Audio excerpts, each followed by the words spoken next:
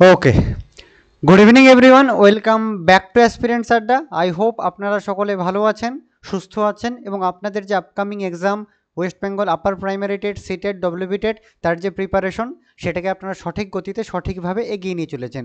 আমার অডিও এবং ভিডিও আপনারা যদি প্রপারলি একবার দেখতে পারেন তাহলে একবার আপনার কমেন্টসের মাধ্যমে আমাকে কনফার্ম করুন যে হ্যাঁ স্যার, আপনার অডিও ভিডিও সমস্ত কিছু ঠিকঠাক আছে কি নেই। আমার অডিও ভিডিও সমস্ত কিছু প্রপারলি যদি একদম ঠিকঠাক থাকে তাহলে আমরা আমাদের যে মূল ক্লাসকে আমরা কন্টিনিউ করব। তাই তো? তার আগে আপনাদের একটু কষ্ট করে আমাদেরকে এটুকু কনফার্ম করতে হবে সমস্ত কিছু ঠিকঠাক আছে কি না আছে। শান্তনু স্যার বলছেন হ্যাঁ স্যার সব ঠিক আছে। ওকে। আব্দুল রোহিত স্যার বলছে হ্যাঁ স্যার ঠিক আছে। তো আপনারা সকলেই জানেন আপনাদের আপকামিং ওয়েস্ট বেঙ্গল আপার প্রাইমারি টেট একদম আমাদের দরজার সামনে দাঁড়িয়ে করা নাড়ছে। আপনারা জানেন আমরা পশ্চিমবঙ্গে বসবাস করি, আর আমাদের পশ্চিমবঙ্গ বোর্ড বা সরকার আমরা যেটাই বলি না কেন সেই কোর্টের ভাষা ছাড়া কোনো কিছু বোঝে না। তাছাড়া তো পরীক্ষা কোথায় হয়, লাস্ট ডেট কবে হয়েছিল? তবে এইবারে যেহেতু আমাদের কোর্টের করা নির্দেশ রয়েছে 26 মার্চ মাসের মধ্যে আপার প্রাইমারি টেট নিতে হবে, আর বোর্ড কিন্তু সেই অনুযায়ী, কোর্টের নির্দেশ তো আর এখানে মানা করতে পারবে না, তো সেই অনুযায়ী কিন্তু 26 মার্চের আগে একটা আপার প্রাইমারি টেট অনুষ্ঠিত হতে চলেছে। আর এই আপার প্রাইমারি টেটে ম্যাক্সিমাম ছেলে মেয়েদের যে সমস্যার জায়গাগুলো থাকে, যে ইতিহাস ভূগোল তো স্যার রিডিং পড়ে নেই মুখস্থ করে নেই তো হয়ে যায়, কিন্তু সিডিপি তো আর মুখস্থ করলে হয় না। সিডিপি তো স্যার মুখস্থ করেছি, একটা গোটা অমুক রাইটারের বই কিনেছিলাম, 22 স্টেট 23 স্টেটে বই মুখস্থ করে নিয়েছি, কোন স্যার অমুক স্যার তমুক স্যার নোট পড়েছি, পরীক্ষার হলে গিয়ে তো একটাও পারি না, তাই না? তো সবচেয়ে মূল সমস্যা, মূল ডিফিকাল্টিসের জায়গা থাকে সিডিপি। কিন্তু অ্যাজ এ সিডিপি টিচার আমি আপনাদের এইটুকু এনশিওর করতে পারি, যদি সব থেকে সহজ কোনো বিষয় হয়ে থাকে তাহলে কিন্তু সিডিপি, বা চাইল্ড ডেভেলপমেন্ট অ্যান্ড পেডাগজি সব থেকে সহজ বিষয়, আর সব থেকে গুরুত্বর এই সাবজেক্টের বেশি। সিডিপি পড়লে সিডিপিতে আপনার 30 নম্বর চলে আসছে। এই সিডিপি আবার ইংলিশ ল্যাঙ্গুয়েজেও রয়েছে, আর বাংলাতেও পেডাগজি রয়েছে, ইতিহাস ভূগোল ওখানেও পেডাগজি আপনাকে পড়তে হবে, সমস্ত সাবজেক্টে আবার পেডাগজি আসে। সিডিপি বললে তো এখানে হবেই, বাদ বাকি সমস্ত সাবজেক্টে পেডাগজি রয়েছে। তাহলে এমন একটা গুরুত্বপূর্ণ বিষয় আমরা খামখেয়ালি করে পড়লে তো হবে না, সবচেয়ে বেশি সময় এর উপরে আমাদেরকে দিতে হবে, একদম বেসিক একটা চ্যাপ্টার। তো আপনাদের এই যে ডিফিকাল্টিসগুলো আসছে, এই যে সমস্যাগুলো আসছে, সেই সমস্যা নিবারণের জন্যই আমি রয়েছি। তো সেই সাপেক্ষে আপনাদের প্রথম class child development and pedagogy থেকে গ্রোথ অ্যান্ড ডেভেলপমেন্ট, ঠিক আছে? ইউটিউবে প্রচুর ক্লাসেস দেওয়া রয়েছে, তার পাশাপাশি যে হোয়াটসঅ্যাপ গ্রুপগুলো রয়েছে এখানেও আমি মাঝে মাঝে চেষ্টা করব সপ্তাহে পেইড ব্যাচ ট্যাচ নিয়ে যদি সময় টময় পাই আর কি, মাঝে মাঝে একটা একটা ক্লাস নিয়ে আসার আমি অবশ্যই চেষ্টা করব আপনাদের জন্য। আশা করছি এই ক্লাসটা আপনারা শেষ পর্যন্ত মন দিয়ে করুন, শেষ পর্যন্ত থাকতে হবে আমার সাথে, আপনার প্রতিজ্ঞাবদ্ধ হন যে স্যার হ্যাঁ স্যার, আপনার আগামী 1 ঘন্টা সময় আমি সমস্ত কিছু ছেড়ে ছুড়ে 1 ঘন্টা সময় আমি আপনাকে দিচ্ছি। সেটা আমার দায়িত্ব আপনার এই চ্যাপ্টারটা, এই যে টপিকটা আমি পড়াবো সেটাকে জলের মতো ক্লিয়ার করার। যদি সম্পূর্ণ আপনার মধ্যে ক্লিয়ার করার মতন ক্লিয়ার না হয়, আপনি ক্লাস শেষে আমাকে ফোন করুন যে হ্যাঁ স্যার, আমি এটা পড়িয়েছেন, আমি 1 ঘন্টা সময় আপনার পেছনে ব্যয় করেছি, তারপরে আমি বুঝতে পারলাম না, তার সম্পূর্ণ দায়ভার আমার, তার সম্পূর্ণ দায়িত্ব আমার। এই 1 ঘন্টা সময় যে আপনার নষ্ট হলো তার দায়ভার সম্পূর্ণ আমি নেব। কিন্তু আপনাকে শর্ত একটাই, আপনাকে প্রপারলি 1টা ঘন্টা মন দিয়ে ক্লাসটা করতে হবে। ক্লাসটা করুন, বাকি দায়িত্ব আমার, সেটা বোঝানোর দায়িত্ব আমার। চলুন, আমরা যে টপিকটা মূলত আজকে আমরা পড়তে চলেছি সেটা হচ্ছে বৃদ্ধি এবং বিকাশ, তাই তো? বৃদ্ধি এবং একটা বিকাশ সবচেয়ে গুরুত্বপূর্ণ জায়গা সিডিপিতে। যদি বলি কোনো চ্যাপ্টারের ওয়েটেজ অনুযায়ী যদি কোনো আমি চ্যাপ্টারকে সাজাই যে কোন চ্যাপ্টারের গুরুত্ব সবচেয়ে বেশি থাকবে, তাহলে সেখানে কিন্তু সবার উপরে বসে থাকবে গ্রোথ অ্যান্ড ডেভেলপমেন্ট। সবার উপরে যে জায়গা, সেই সবার উপরে থাকবে বৃদ্ধি এবং বিকাশ। ঠিক আছে? কারো একটু মাইক অন রয়েছে, যদি কারো প্রশ্ন থাকে প্রশ্নের সময় মাইক অন করতে পারেন আর কি, ঠিক আছে? প্রশ্ন থাকলে নির্দ্বিধায় আপনারা মাইক অন করবেন, কোনো সমস্যা নেই আর কি, ঠিক আছে? মাইক অন করে বলবেন যে স্যার এই জায়গাটা বুঝতে পারিনি, আবার বলুন, আমি আবার বোঝাবো, 100 বার বোঝাবো। চলুন, তো সবচেয়ে গুরুত্বপূর্ণ যদি চ্যাপ্টার থেকে থাকে সিডিপিতে সেটা হচ্ছে বৃদ্ধি এবং বিকাশ। মানে টেট চ্যাপ্টার আপার প্রাইমারি বা সিটেট বা ডব্লিউটেট হবে, আর সেখানে এই বৃদ্ধি এবং বিকাশ থেকে কোনো রকম প্রশ্নপত্র থাকবে না, তার মানে সেটা টেটের প্রশ্নপত্রই হতে পারে না। মানে ওয়েটেজের দিক থেকে সবচেয়ে উপরে থাকবে কিন্তু বৃদ্ধি বিকাশ, তারপরে পিয়াজেট কোহেলবার্গ ভাইগটস্কি, এই চ্যাপ্টারগুলো পরে আস্তে আস্তে আসবে আর কি। সবচেয়ে ওয়েটেজ কিন্তু এটা বেশি, তো সবচেয়ে ওয়েটেজ বেশি। চলুন তাহলে আর দেরি না করে শুরু করি। তাহলে সবার প্রথমে একটা পেন পেপার নিয়ে সামনে বসে যান, প্রতিটা জিনিস একদম বাস্তব জীবনের সাথে আমি রিলেট করে বোঝাবো, কোনো মুখস্থ করতে হবে না, কোনো নোট পড়তে হবে না, কিচ্ছু পড়তে হবে না, শুধু 1 ঘন্টা বসে থাকুন। 1 ঘন্টা বসে থাকুন, শুনুন আর একটু ভাবুন, বাস, খেলা শেষ। তাহলে সবার প্রথমে আমরা যে টপিকটা পড়বো বৃদ্ধি, বা ইংরেজিতে এটাকে আমরা বলে থাকি GROWTH, গ্রোথ। তাহলে এই টপিকটা পড়ার আগে দেখুন আপনাদের সামনে আমি দুটো ছবি রেখেছি। এই এই যে পাশে আপনাদের এই ছবিটা দেখতে পাচ্ছেন, এটা আমারই ছবি, আপনাদের ভাস্কর স্যারের ছবি। এই পাশে যে আপনি ছবিটা দেখছেন গলায় স্টেথোস্কোপ ঝোলানো যে ছবিটা, এই ছবিটাও আমারই ছবি, এটাও ভাস্কর স্যারের ছবি। মানে এটা ভাস্কর স্যারের যখন একদম ছোট ছিল তখনকার ছবি, আর এটা ভাস্কর স্যারের বর্তমান ছবি। তাহলে এইবার এরকম ছবি আপনাদের সবার বাড়িতেই আছে, আপনাদের বাড়িতেও আছে, খুঁজলে পুরনো ছবি বর্তমান ছবি পাবেন। এবার আপনারা বলুন, এই যে প্রথম ছবিটা রয়েছে এটা 1 নাম্বার ছবি রয়েছে আর এটা 2 নাম্বার ছবি রয়েছে, এই দুটো ছবির মধ্যে কি পার্থক্য দেখতে পাচ্ছেন? এই দুটো ছবি, এই যে এখানে আমি ছিলাম এটাও আমি, এটাও আমি, এই দু জায়গার মধ্যে কি পার্থক্য দেখা যাচ্ছে? Yes or not? আপনাদের কি মনে হয়? হ্যাঁ স্যার, পার্থক্য তো দেখা যাচ্ছে। তাহলে এবার আপনারা আমাকে এক এক করে বলুন যে আপনারা যে বলছেন পার্থক্য দেখা যাচ্ছে, কি পার্থক্য দেখতে পেলেন? এই যে 1 নাম্বার এবং 2 নাম্বারের মধ্যে কোনো কি চেঞ্জেস এসেছে? কোনো কি পার্থক্য এসছে নাকি দুটো ছবি সেম? দুটো ছবি সেম তো নয়, তো পার্থক্য তো আছে। তো পার্থক্যটা কোন পার্থক্য আছে? আপনার সাথে মাইক খোলার অপশন রয়েছে, মাইকটা খুলুন, বলুন আমাকে, কোনো সমস্যা নেই, বলুন। আমি কথা না বলে ক্লাস করাইও না, বা ইন্টারাকশনটা খুব জরুরি, কথা বলাটা। বলুন, ভয়ের তো কিছু নেই। পার্থক্যটা কি, কি পার্থক্য আছে? হাইটের দিক থেকে। তো আপনাদের মধ্যে আব্দুল স্যার আমাকে উত্তর দিয়েছেন যে স্যার হাইটের পার্থক্য রয়েছে, তাই তো? উচ্চতা, 1 নাম্বার হচ্ছে উচ্চতা বা হাইটের পার্থক্য রয়েছে। কেন হাইটের পার্থক্য রয়েছে? হ্যাঁ স্যার, আপনি তো এখানে 2 ফুট আপনার হাইট লাগছিল, এখানে মনে হচ্ছিল স্যার আপনি 1.5 ফুট বা 2 ফুটের হবেন, আর এইখানে গিয়ে স্যার আপনি এখন 6 ফুট হয়ে গেছেন, তাই না? এই বড় আপনি হয়ে যাবেন। তাহলে আমরা বাস্তবভাবে দেখতেই পাচ্ছি স্যার, এইখানে আমাদের 1.5 ফুট ছিল, 1.5 ফুট বা 2 ফুট ছিল, সেইখান থেকে আমাদের হাইটটা প্রায় 6 ফুট আমার এখন হাইট হয়ে গেছে। তাহলে হাইটের তো একটা পরিবর্তন এসেছে, হাইটের তো একটা চেঞ্জেস এসছে। তাহলে আমরা 1 নাম্বার চেঞ্জেস আমি লিখে দিলাম, কোনো মুখস্থ না কিন্তু, জাস্ট আমি কি দেখলাম সেটা দেখলাম। 2 নাম্বার যদি আমি পয়েন্ট করি, আরও কিছু চেঞ্জেস এসছে? এই ছোট থেকে বড় হয়ে গেছে, এই দিনের মধ্যে আর কি কিছু চেঞ্জেস এসছে? শুধু কি হাইটটাই বেড়েছে? আমি যদি বলি ওজনটা কি আমার বাড়েনি? তখন নিশ্চয়ই কত কেজি ছিলাম? হয়তো বা 10-15 কেজি ছিলাম, আর এখন নিশ্চয়ই 10-15 কেজি নেই, হয়তো 50-60 হয়ে গেছি। তাহলে এইখানে হয়তো বা ছিলাম আমি 10 কিলোগ্রাম, এখানে 10 কিলোগ্রাম ছিলাম, এইখানে দেখা গেলো আমি 60 কিলোগ্রাম হয়ে গেছি, তাহলে 10 থেকে 60, তাহলে আমার তো ওজনেরও পরিবর্তন হয়েছে স্যার, এইটাও তো চেঞ্জ হয়েছে। তাহলে এইটা কে লিখবে স্যার? এটাও লিখতে হবে। ঠিক আছে, মানলাম, এইটাও লিখলাম। তাহলে 2 নাম্বার পয়েন্ট আমি লিখলাম, ওজন আমার চেঞ্জ হয়েছে, এই ছবি থেকে ওই ছবি যেতে যেতে আমাদের ওজন চেঞ্জ হয়েছে। ওজনকে আমরা ইংরেজিতে আমরা কি বলে থাকি? ওজনকে আমরা ইংরেজিতে ওয়েট বলে থাকি। এই দুটোই কি চেঞ্জ হয়েছে? আরও কি কোনো চেঞ্জ হয়েছে? আপনারা দেখি আপনাদের মধ্যে কেউ বলতে পারেন কি না পারেন? এই দুটোই কি চেঞ্জ আছে? আরও কি কোনো চেঞ্জ হয়েছে এখানে? আপনাদের জীবনের সাথে কল্পনা করুন, আপনারা যখন ছোট ছিলেন আর আপনারা এখন যেটা আছেন, এই যে ফেসটা, এই যে সময়ের মধ্যে। শারীরিক গঠন ম্যাডাম অনেক কঠিন শব্দ, আমি বুঝি না, অত কঠিন শব্দ আমি জানিই না আর কি। আমাকে মানে খাস বাংলায় বুঝতে পারবো এরকম কিছু বলুন, যেটা হাইটটা আমি বুঝি, ওয়েটটা বুঝি। হ্যাঁ ম্যাডাম, বুঝি, বলুন। লেন্থ এবং সাইড মানে হাইট এবং ওয়েট বলছেন তো? সাইজ মানে কি? সাইজ মানে উচ্চ মানে আকার, মানে ওজন চেঞ্জ হয়েছে, ওজন চেঞ্জ মানে আকার চেঞ্জ, মানে আমাকে, আমি বইয়ের ল্যাঙ্গুয়েজ জিজ্ঞেস করছি না আপনাদের, বই অত কঠিন কঠিন শব্দ আমরা জানি না, আমরা প্রথম ক্লাস করছি আর কি, এটা সবাই জানি, সেগুলো বলতে হবে আর কি। আর কি কিছু চেঞ্জেস আছে? আর কিচ্ছু চেঞ্জ হয়নি এই এত বয়সের মধ্যে? বুদ্ধি বেড়েছে তো আর কি। এই যে একদম, তাহলে এই জায়গাতে গিয়ে, এই জায়গাতে আমি যখন ছিলাম তখন কিন্তু আমার এতটা বুদ্ধি ছিল না, আমার বুদ্ধি এখন অতটা নেই আর কি। তখন আমার যতটা এইখানে বুদ্ধি ছিল, এইখানে নিশ্চয়ই একই বুদ্ধি নেই, এখানে বুদ্ধিটা তো বেড়েছে। আপনারা নিজের ছবি দিয়ে কল্পনা করুন, আপনারাও ছোটোবেলায় যা বুদ্ধি ছিল, এখন নিশ্চয়ই সেই বুদ্ধিটা একই নেই, আপনাদের বুদ্ধিটাও চেঞ্জ হয়েছে। তাহলে হ্যাঁ স্যার, তাহলে এটাও তো লিখতে হবে আর কি। তাহলে 3 নাম্বার আমি পয়েন্ট লিখে ফেললাম, 3 নাম্বার পয়েন্ট আমি লিখে ফেললাম হচ্ছে বুদ্ধি। বুদ্ধিকে ইংরেজিতে আমরা কি বলবো? বুদ্ধিকে আমরা ইংরেজিতে সিডিপির ভাষায় বলবো আমরা কগনিশন বা নলেজ। হয়ে গেল? হ্যাঁ স্যার, বুদ্ধির চেঞ্জ হয়েছে। আর কি চেঞ্জ হয়েছে? চেঞ্জ তো স্যার অনেকগুলো হয়েছে। আর কি চেঞ্জ হয়েছে? স্যার এইখানে আপনি যেভাবে কথা বলতেন, এখানে কথা বলতেন বাব্বা মাম্মা, মানে তোতলি কথা বলতেন, কথাই বলতে পারতেন না। আর এখানে স্যার একদম সেই বলেই যাচ্ছেন, তাই না?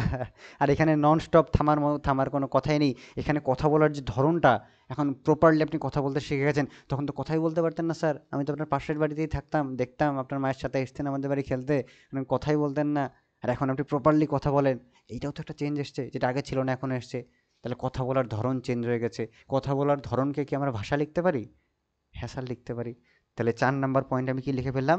যে আমার যে ভাষা, ভাষার চেঞ্জ এসছে। ভাষাকে আমরা ইংরেজিতে কি বলবো? ভাষাকে ইংরেজিতে আমরা বলবো ল্যাঙ্গুয়েজের চেঞ্জেস এসছে, তাই তো? তাহলে আমি 4টা পয়েন্ট লিখলাম। আরও আপনারা বলুন, আর কি চেঞ্জেস এসছে? তাহলে আমি হাইট পরিবর্তন হয়েছে লিখে দিলাম, হাইট লিখে দিলাম, ওয়েট লিখে দিলাম, বুদ্ধি লিখে দিলাম, ভাষা লিখে দিলাম। আর কি?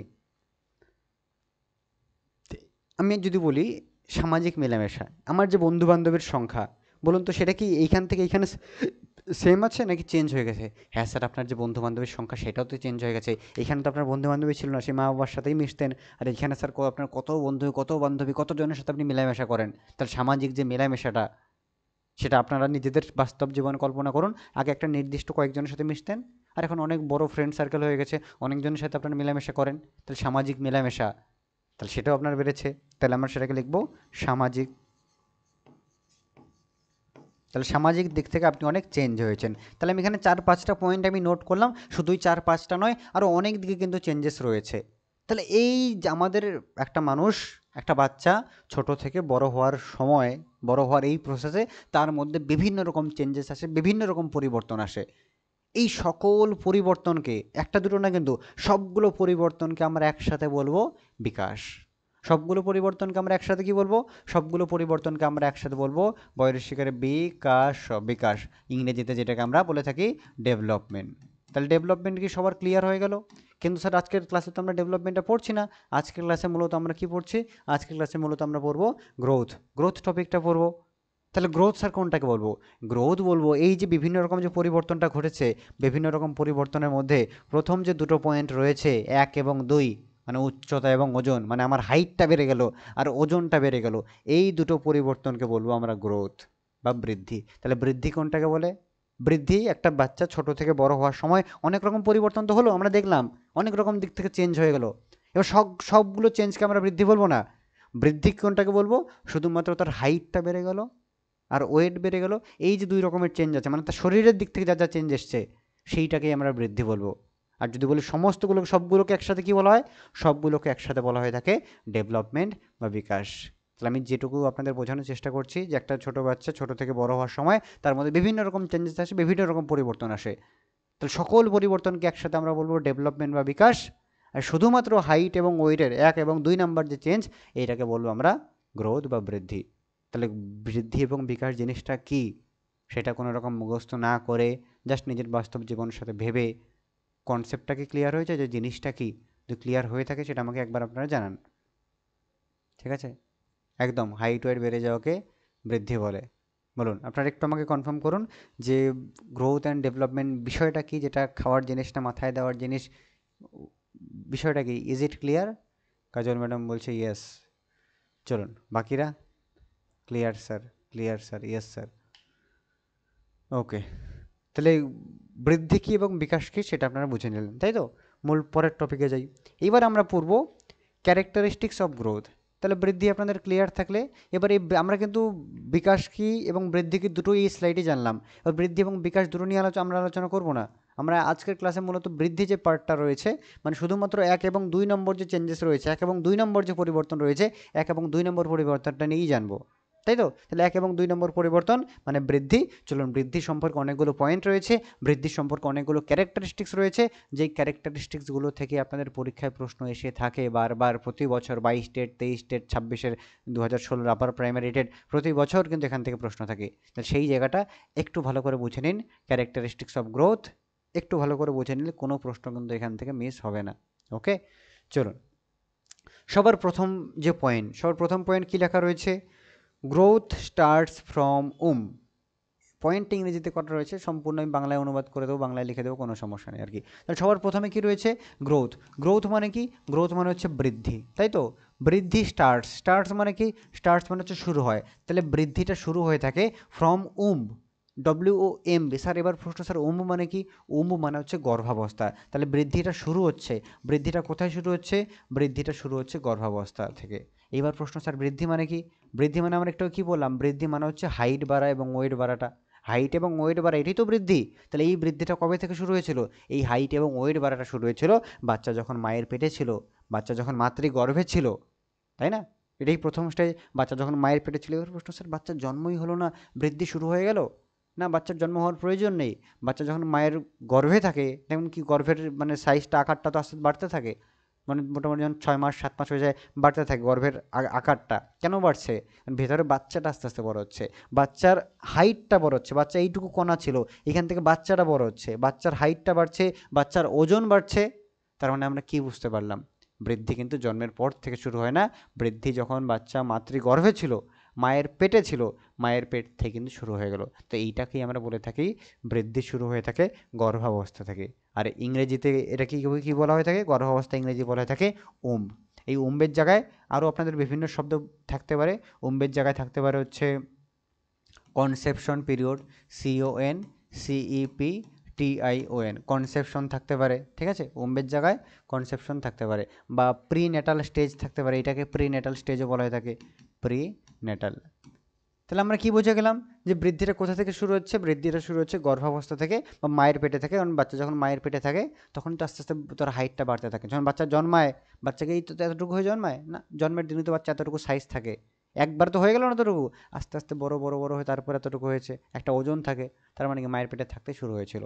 তাহলে এই যে আমি পয়েন্ট আপনাদের আলোচনা করলাম, পয়েন্ট নাম্বার 1, বৃদ্ধি শুরু হচ্ছে গর্ভাবস্থা থেকে। এখানে কারো কোনো প্রশ্ন? Is there any confusion?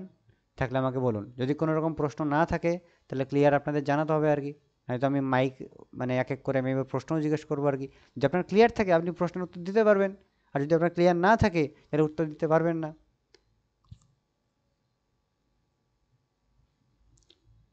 The process of teaching is quite different, আমার পড়ানোর টেকনিক মেথড বা পদ্ধতি একটু আলাদা, ঠিক আছে, তো একটু আপনাদের মানিয়ে নিতে হবে আর কি। তো আমি এইভাবে পড়াই,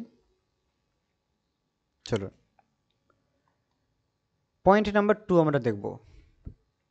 আচ্ছা, এখানে আমি আরেকটা বিষয় আলোচনা করব প্রথম পয়েন্টে। তাহলে আমরা দেখে তো নিলাম স্যার বৃদ্ধিটা শুরু হচ্ছে মাতৃগর্ভাবস্থা থেকে, মানে হাইট ওয়েট বাড়াটা শুরু হচ্ছে যখন বাচ্চা মায়ের পেটে ছিল। তো স্যার চলবে কতদিন? কতদিন পর্যন্ত চলবে? কতদিন পর্যন্ত এটা কন্টিনিউ হবে? বৃদ্ধিটা কি আজীবন হবে? বৃদ্ধিটা কি আজীবন হবে? যখন বাচ্চা একদম লাস্ট পর্যন্ত থাকে তখন কি আজীবন হবে, নাকি একটা নির্দিষ্ট সময় পর গিয়ে থেমে যাবে? তো এই বিষয় নিয়ে আমাদের পরের পরের পয়েন্ট। 2 নম্বর পয়েন্ট আমাদের কি বলেছে? Growth is not life long, যে গ্রোথটা লাইফ লং নয়। লাইফ লং মানে কি? লাইফ লং মানে আজীবন প্রক্রিয়া নয়, মানে এই বৃদ্ধিটা আজীবন হয় না। মনে করুন একটা ছোট বাচ্চা মাতৃগর্ভে রয়েছে আর কি, মাতৃগর্ভ থেকে বড় হওয়া শুরু করেছে আর কি, ঠিক আছে, মাতৃগর্ভ থেকে বড় হওয়া শুরু করেছে। এবার এই যে বড় হওয়াটা, হাইট বাড়া, ওয়েট বাড়াটা, আজীবন সে বড় হয়েই যাচ্ছে হয়েই যাচ্ছে হয়েই যাচ্ছে। তো আজীবন যদি এইভাবে বড় হতেই থাকে তার হাইটটা কীরকম হবে? পাশে একটা ছবি লাগানো আছে, সবাই এতটুকু এতটুকু, সে এত বড় হয়ে গেছে একদম 3 তলা বাড়ির সমান আর কি। এরকমটা কি হয়? এরকমটা তো হয় না। মনে করুন একটা বাচ্চা, আপনারা আমাকে এটুকু জানান, একটা 10 বছরের বাচ্চা, তার কতটুকু হাইট হতে পারে? একটা 10 বছরের বাচ্চার হাইট কতটুকু হতে পারে আপনারা আমাকে জানান, আপনার বাস্তব জীবনে ভেবে জানান, বলুন। একটা 10 বছরের বাচ্চার হাইট কতটা হতে পারে? প্লিজ জানান আমাকে। 10 বছরের বাচ্চা 4 ফুট, আচ্ছা ধরলাম। তাহলে 10 বছরের বাচ্চা, ম্যাডামেরটাই ধরে নিলাম, 4 ফুট হয়ে গেছে আর কি, বা 3 ফুট ধরে নিলাম, 4 ফুট যদি বেশি হয়ে যায়, চলুন 3 ফুট। তাহলে বৃদ্ধিটা যদি চলতেই থাকে আর কি, তাহলে কি হলো মনে করুন 20 বছরে কত হবে? 20 বছরে আমি ধরে নিলাম 6 ফুট হয়ে গেল। 30 বছরে, 30 বছরে কত হবে? 9 ফুট। তাহলে 30-এর ডবল করে দিন, 60 বছরে গিয়ে 18 ফুট। তো 60 বছর বয়সে গিয়ে তার হাইট কতটা? তার হাইট হচ্ছে 18 ফুট। Is it possible? এটা কি সম্ভব বাস্তবে? এটা তো সম্ভব না। যদি একটা সময় গিয়ে বৃদ্ধিটা কি না থেমে যায়, যে এত বড় আমি হয়ে গেছি, 6 ফুট হয়ে গেছি, এইবার যদি এটা না থামে, আরও তো বাড়তে থাকবো, আরও বাড়তে বাড়তে বাড়তে কী হবে? তাল গাছ টাল গাছ সব পেরিয়ে যাব। এটা কি হয়? একটা সময় তো কি এটা থেমে যায়। কোন সময় গিয়ে থেমে যায়? মোটামুটি এটা ছেলে এবং মেয়েদের ক্ষেত্রে আলাদা হতে পারে, মোটামুটি প্রায় 18 থেকে 21, 18 থেকে 21 এই যে পিরিয়ডটা রয়েছে, এই পিরিয়ডের পরে কিন্তু আমরা আর লম্বা হই না, আমাদের ওয়েট আর সেইভাবে কিন্তু বাড়ে না। তাহলে আমরা এই 2 নম্বর পয়েন্টে কি জানলাম? Growth is not life long. গ্রোথটা, এই হাইট বাড়া এবং ওয়েট বাড়া, এটা আজীবন বাড়ে না। কতদিন পর্যন্ত প্রায় বাড়ে? প্রায় 18 থেকে 21 যে পিরিয়ডটা রয়েছে এইটুকু সময় পর্যন্ত বাড়ে, তারপরে কিন্তু থেমে যায়। এইবারও আপনাদের অনেকের মনে একটা প্রশ্ন উদ্ভব হয়েছে যে হ্যাঁ স্যার আপনি বলছেন যে 18-র পরে, 18 থেকে 21-এর পরে আর বৃদ্ধি হয় না। বৃদ্ধি হয় না মানে কি? মানে হাইট আর ওয়েট বাড়ে না। তাহলে স্যার আমার বয়স তো স্যার 35 হয়েছে, আগে আমি একদম স্যার পাতলা ছিলাম আর কি। আর স্যার জানেন আমি যেই বিয়েটা করলাম আর কি, বিয়ের পরে জানেন স্যার আমি 40 কেজি ছিলাম, 40 থেকে এখন 60-65 হয়ে গেছে আর কি। আমার বর আমাকে এখন এগুলো বলে, এইটা বলে সেটা বলে আর কি। তাহলে স্যার সেটা কি করে হলো? আপনি বলছেন 18 থেকে 21-এর পর হাইট ওয়েট বাড়ে না, তাহলে সেই আমার বিয়ের পর স্যার ম্যাক্সিমাম মেয়েরা বিয়ের পর দেখবেন মোটা হয়ে যায় আর কি। তাহলে স্যার সেইটা কি করে সম্ভব? সেটা কি করে সম্ভব? আপনাদের কাছে প্রশ্ন রাখলাম, বলুন জানেন আমাকে, ইজ ইট কি করে হলো সেটা? সেটাকে আমরা কি বলবো? বলুন।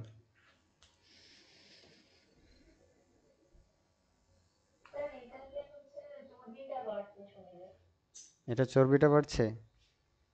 ওকে, জাস্ট 1 মিনিট, আমি একটু লিঙ্কটা শেয়ার করে দিই।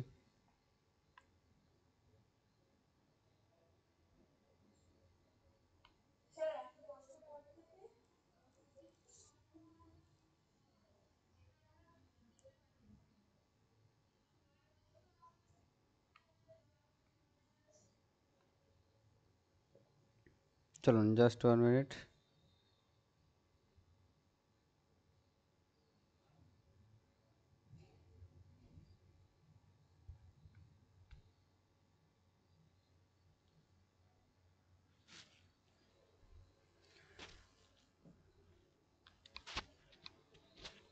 Take a screenshot and send it again.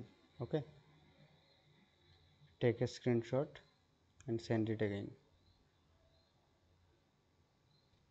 Not this. At first join the class, after that take a screenshot, join in Google Meet. Okay, is it clear? চলুন, সাউন্ডটা একটু বাড়াবো। তাহলে আমি আপনাদের সামনে একটা সিম্পল প্রশ্ন রেখেছিলাম। প্রশ্নটা কীরকম ছিল? প্রশ্নটা এরকম ছিল যে স্যার তো বলছে 18 থেকে 21-এর পর আর হাইট ওয়েটটা বাড়ে না, তাহলে 18 থেকে 21-এর পর যদি হাইট ওয়েটটা না বাড়ে, তাহলে এই যে আমি বলছি একটা 35 বছরের মেয়ে সে বিয়ে করার পরে তো সে মোটা হয়ে যাচ্ছে, সেটা কী করে হচ্ছে? দেখুন, এই যে 18 থেকে 21 বছর পার হয়ে যাওয়ার পরেও ওয়েটটা বাড়তে পারে, কিন্তু সেই ওয়েট বাড়াটাকে আমরা প্রপার ওয়েট বাড়া বলতে পারি না। সেটাকে কী বলা হয়? সেটাকে বলছি আমরা মেদ বেড়ে যাচ্ছে বাংলা যেটা, বা চর্বি বেড়ে যাচ্ছে, ফ্যাট যেটাকে বলি, তাই না? সে ভুঁড়ি হচ্ছে আর কি। সেটাই কিন্তু আমরা প্রপার যে ওজন, সেই ওজনের মধ্যে কিন্তু আমরা কাউন্ট করি না, সেটা কিন্তু প্রপার ওজনের মধ্যে ফেলি না। তাহলে 2 নম্বর পয়েন্ট থেকে আমরা কি জানলাম? যে বৃদ্ধিটা শুরু হচ্ছে কোথা থেকে? বৃদ্ধিটা শুরু হচ্ছে গর্ভাবস্থা থেকে। আর গর্ভাবস্থা থেকে বাচ্চা হাইট ওয়েট বাড়া শুরু করে কতদিন পর্যন্ত চলে? প্রায় 18 থেকে 21 বছর বয়স পর্যন্ত চলে। এই জায়গায় গিয়ে কিন্তু থেমে যায়, তারপরে গিয়ে কিন্তু আর কিন্তু চলে না। ওকে, তাহলে 2 নম্বর যে পয়েন্ট রয়েছে, 2 নম্বর স্লাইড রয়েছে, ইজ দেয়ার এনি কনফিউশন? কারো এখানে কোনো সমস্যা, জিজ্ঞাস্য থাকলে বলুন। এখানে কারো কোনো প্রশ্ন 2 নম্বর পয়েন্টে? যেমন এখানে পাশে ছবি লাগানো রয়েছে আর কি, ঠিক আছে? তাহলে মনে হয় আমার 18 থেকে 21 বছরে এতটুকু হাইট রয়েছে। এইবার যদি এখানে না থামে 6 foot, 8 foot, 10 foot, 12 foot, 14 foot, সম্ভব হবে না তো। এরপরে কিন্তু আর বাড়বে না, এরপর আর হাইট বাড়বে না। 2 নম্বর স্লাইডে 2 নম্বর পয়েন্টে কারো কোনো জিজ্ঞাস্য বলুন, 1 এবং 2-তে? No sir, no sir, clear sir. Okay, thank you. চলুন 3 নম্বর পয়েন্ট জানবো, যে গ্রোথ ইজ কন্টিনিউয়াস। যে গ্রোথ হচ্ছে একটা কন্টিনিউয়াস প্রসেস। কন্টিনিউয়াসকে বাংলাতে কী বলা হয়ে থাকে? কন্টিনিউয়াসকে বাংলাতে বলা হয়ে থাকে নিরবচ্ছিন্ন। কন্টিনিউয়াসকে বাংলাতে বলে থাকি আমরা নিরবচ্ছিন্ন, তাই তো? এবার স্যার নিরবচ্ছিন্ন শব্দটাও অনেকটা কঠিন, এর মানেটাও জানি না। নিরবচ্ছিন্ন মানে হচ্ছে যেটা বিচ্ছিন্ন নয় যা, বিচ্ছিন্ন বিচ্ছিন্ন নয় যা, বিচ্ছিন্ন নয় যা, সেটাই নিরবচ্ছিন্ন। বিষয়টা কি একটু দেখে নিই। তাহলে গ্রোথ ইজ কন্টিনিউয়াস মানে গ্রোথটা কবে স্টার্ট হয়েছিল? একটু আগে কিন্তু আমরা পড়েছি, গ্রোথটা স্টার্ট হয়েছিল আপনাদের এই মাতৃগর্ভে। মাতৃগর্ভে শুরু হয়েছিল তো? হ্যাঁ স্যার, মাতৃগর্ভে শুরু হয়েছিল। আর কতদিন পর্যন্ত চলছিল? চলছিল সে এই 18 থেকে 21 বছর বয়স পর্যন্ত। তাহলে এইটুকু জায়গা বৃদ্ধিটা চলে। এবার এইটুকু জায়গার মধ্যে এরকম কখনোই হয় না যে বৃদ্ধিটা থেমে গেল বা 2 বছরের জন্য রেস্ট নিল। এরকমই কখন হয়েছে? হাইট ওয়েট বাড়ছে, প্রথম 5 বছর হাইট ওয়েট খুব বাড়লো, তারপর আবার 2 বছর রেস্ট, 2 বছর হাইটও বাড়ছে না, ওয়েটও বাড়ছে না, আবার 3 বছর খুব বাড়লো, আবার 2 বছর রেস্ট। এরকম থেমে থেমে কি বৃদ্ধি হয়েছে? এরকম থেমে থেমে তো বৃদ্ধি হয়নি। বৃদ্ধিটা এই যে মাতৃগর্ভে শুরু হয়েছিল আর 18 থেকে 21 বছর বয়স পর্যন্ত চলবে, এখানে মাঝখানে কোনো জায়গায় কোথাও রেস্ট নেবে না, কোনো জায়গায় কোথাও কোনো রকম গ্যাপ কিন্তু নেবে না, কন্টিনিউয়াসলি কিন্তু চলতে থাকবে। হতে পারে কোনো জায়গায় বেশি স্পিডে চলবে, হতে পারে কোথাও কম স্পিডে চলবে, কিন্তু পুরোপুরি কিন্তু থামবে না। একটা মনে করুন গাড়ি সেই কোচবিহার থেকে কলকাতা যাবে, সে পুরোপুরি থামবে না। হতে পারে কোনো জায়গায় 20-এর স্পিডে চলবে, কোনো জায়গায় 100-এর স্পিডে চলবে, কোনো জায়গায় 50-এর স্পিডে চলবে, পুরোপুরি কিন্তু এই কলকাতা থেকে কোচবিহারের মতো কোনো জায়গায় থামেনি, একদম থামেনি। একই রকমভাবে বৃদ্ধিটা সেই মাতৃগর্ভে যে শুরু হয়েছিল 18 থেকে 21, এটা হচ্ছে ডেস্টিনেশন, এত দূর পর্যন্ত যাবে। এত দূর পর্যন্ত যাওয়ার মধ্যে কোথাও একটু কম স্পিডে বৃদ্ধিটা হয়েছিল, আস্তে আস্তে বড় হচ্ছিল, কোথাও একটু বেশি স্পিডে বড় হচ্ছিল, কিন্তু একদম যে বড় হয়নি, একদম হাইট আর ওয়েট বাড়েইনি, এরকম কোনো জায়গা ছিল না। এটাকে আমরা বলে থাকি গ্রোথ ইজ কন্টিনিউয়াস, বৃদ্ধি হচ্ছে নিরবচ্ছিন্ন, কোনো জায়গায় এটা বিচ্ছিন্ন হয়ে যায়নি, কন্টিনিউয়াসলি চলছে, কম বেশি হতে পারে, স্পিডটা কম বেশি হতে পারে, তো পুরোপুরি কোথাও থামেনি কিন্তু। তাহলে এটা হচ্ছে আমাদের 3 number point, growth is continuous, বৃদ্ধি হচ্ছে নিরবচ্ছিন্ন। এগুলো পয়েন্ট থেকে কিন্তু আপনাদের প্রশ্ন আসে পরীক্ষায়। বলুন 3 নাম্বার পয়েন্টে কারো কোনো জিজ্ঞাসা সমস্যা থাকলে আমাকে বলুন। জিজ্ঞাসা না থাকলে আমি প্রশ্ন জিজ্ঞেস করবো, কিন্তু প্রশ্ন জিজ্ঞেস করলে আপনাদের উত্তরও আপনারা বলতে পারবেন আশা করছি। Am I clear? চলুন, আমি অনেক নতুন নতুন নাম এখানে দেখতে পাচ্ছি।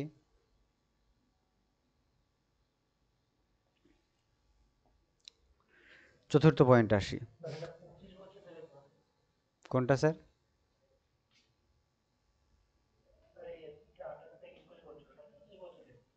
না স্যার, 18 থেকে 21 সেটা এক এক বইতে আপনারা এক এক জিনিস পাবেন আর কি, ঠিক আছে? 18 থেকে 21 এটাই আপনাদের স্ট্যান্ডার্ড মাপ আর কি, ঠিক আছে? চলুন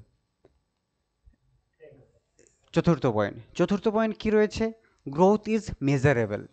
এই যে বৃদ্ধিটা রয়েছে, বৃদ্ধি মানে বারবার আমি কি বলছি, বৃদ্ধি মানেই হচ্ছে হয়তো বা হাইটের চেঞ্জ বা ওয়েটের চেঞ্জ, এই দুটোই বৃদ্ধি। আমি যতবার এই বৃদ্ধি শব্দটা বলবো ততবার আপনার মাথায় ক্লিক করতে হবে বৃদ্ধি মানে হয়তো হাইটের চেঞ্জ নয়তো ওয়েটের চেঞ্জ।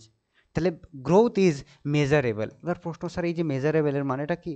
ইংলিশ শব্দ জানি না তো স্যার। মেজারেবল মানে হচ্ছে, বলে না আমরা দর্জির কাছে গেছি যে দর্জি কাকা আমার একটু মেজারমেন্টটা নিয়ে নাও না, সামনে পুজো আসছে, শ্বশুরবাড়ি যেতে হবে, আমার এটা একটু মেজারমেন্টটা নিয়ে নাও। তাহলে এই যে মেজারেবল শব্দটা কোথা থেকে এসছে?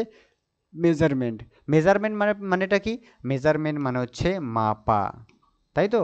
মাপা মানে কি? মাপা মানে হচ্ছে পরিমাপ করা। তাহলে বৃদ্ধি হচ্ছে পরিমাপযোগ্য, বৃদ্ধি হচ্ছে পরিমাপযোগ্য। মানেটা কি? মানে হচ্ছে বৃদ্ধিকে পরিমাপ করা যায়, বৃদ্ধিটাকে আমরা পরিমাপ করতে পারি। বৃদ্ধিটাকে স্যার আবার কী করে পরিমাপ করি? বৃদ্ধি মানে কি বলেছি? বৃদ্ধি মানেই হচ্ছে হাইট এবং ওয়েটটা। তাহলে একটা বাচ্চার মনে করো হাইট রয়েছে, এখানে একটা ছবি দেখতে পাচ্ছেন, একটা বাচ্চা, তার এখানে হাইট কতটা কি রয়েছে, এটাকে কি আমরা মাপতে পারবো? Yes or not? আপনার ছবিতে দেখতেই পাচ্ছেন তার বাবা তার হাইটটা কতটা হয়েছে। হাইট মানে কি? হাইট মানে হচ্ছে বৃদ্ধি, এটাকে মাপছে। তাহলে বৃদ্ধিটাকে আমরা মাপতে পারি। Growth is measurable. তাহলে 1 নাম্বার পয়েন্ট কি পেয়ে গেলাম? যে বৃদ্ধিটাকে মাপা যায়। আবার বৃদ্ধি মানে কি জানি? বৃদ্ধি মানে হচ্ছে ওজনেরও পরিবর্তন। তাহলে একটা বাচ্চার ওজন কতটা কি হচ্ছে, 20 কেজি না 22 কেজি, সেটা কি আমরা মাপতে পারি? উত্তর আসবে হ্যাঁ স্যার, এটাও তো মাপতে পারি। তাহলে বৃদ্ধি মানেই হাইট এবং ওয়েট, আর আমরা হাইট এবং ওয়েট দুটোকে আমরা মাপতে পারি। একটাকে আমরা ফিতে দিয়ে মাপতে পারি, একটাকে আমরা দাঁড়িপাল্লা দিয়ে মাপতে পারি, বা ওয়েট মেশিন দিয়ে মাপতে পারি। তার মানেটা কি? তার মানে আমরা কি বলবো? বৃদ্ধিটাকে পরিমাপযোগ্য বলবো নাকি পরিমাপ অযোগ্য বলবো? বৃদ্ধি হচ্ছে পরিমাপযোগ্য, মানে বৃদ্ধিটাকে মাপা যায়। তাহলে এই ছিল আপনাদের চতুর্থ পয়েন্ট। চতুর্থ পয়েন্টে যদি কোনো সমস্যা থাকে, জিজ্ঞাসা থাকে, বলুন। আমি প্রতিটা পয়েন্ট আলোচনার শেষে আপনাদের সময় দিয়ে থাকি, টাইম দিয়ে থাকি 30 সেকেন্ড 1 মিনিট করে। যার যেখানে সমস্যা আছে, কোশ্চেন আছে, করুন না। যত প্রশ্ন আছে আপনি আমার সামনে তুলে ধরুন, যে এই জিনিসটা স্যার কী হবে, এই জিনিসটা বুঝতে পারছি না, ঠিক আছে? আমাকে বলুন কোথায় কী প্রশ্ন রয়েছে আপনাদের। কারো কোনো প্রশ্ন নেই? আপনার প্রশ্ন খুঁজেই বের করতে পারছেন না? চলুন, হয়ে গেল। Point number 5। পয়েন্ট নাম্বার 5 বলেছে গ্রোথ ইজ কোয়ান্টিটেটিভ চেঞ্জ। এই পয়েন্টটা খুব ইম্পর্ট্যান্ট একটা জায়গা, খুব দারুণ একটা ভালো একটা জায়গা, যেখানে আমি শিওরিটি দিয়ে বলতে পারছি 70% ছেলেমেয়ের মানেটা বোঝে না, শুধু মুখস্থ করে বেড়ায়। আপনার বইয়ে পড়েছেন বৃদ্ধি হচ্ছে গুণগত পরিমাণগত, এটা সেটা, কিন্তু বিষয়টা কি আজ বুঝুন। তাহলে আমি এখানে কি রেখেছি? গ্রোথ হচ্ছে একটা কোয়ান্টিটেটিভ চেঞ্জেস। কোয়ান্টিটেটিভকে বাংলাতে কি বলা থাকে? কোয়ান্টিটেটিভকে বাংলাতে বলবো আমরা পরিমাণগত। পরিমাণগত বৃদ্ধি হচ্ছে একটা পরিমাণগত পরিবর্তন। সবার আগে আপনারা আমাকে এইটুকু বলুন, এই যে কোয়ান্টিটি শব্দটা রয়েছে, কোয়ান্টিটি শব্দটা কোথায় শুনেছেন আপনারা? এই যে কোয়ান্টিটি শব্দটা রয়েছে আমরা কোথায় শুনেছি?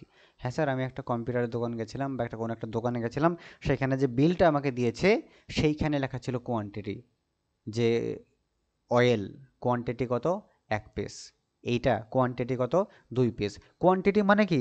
কোয়ান্টিটি মানে সংখ্যাটা জিজ্ঞেস করছে। যে রেড শাড়ি, তার পাশে লেখা আছে কোয়ান্টিটি 3টা, হোয়াইট শাড়ি কোয়ান্টিটি 5টা। তাহলে কোয়ান্টিটি মানে কি? কোয়ান্টিটি মানে হচ্ছে পরিমাণ, মানে কয়টা, মানে সংখ্যাটা জিজ্ঞেস করছে, একটা না দুটা না তিনটা না পাঁচটা, সেই সংখ্যাটা জিজ্ঞেস করছে। তাহলে কোয়ান্টিটি মানে কি?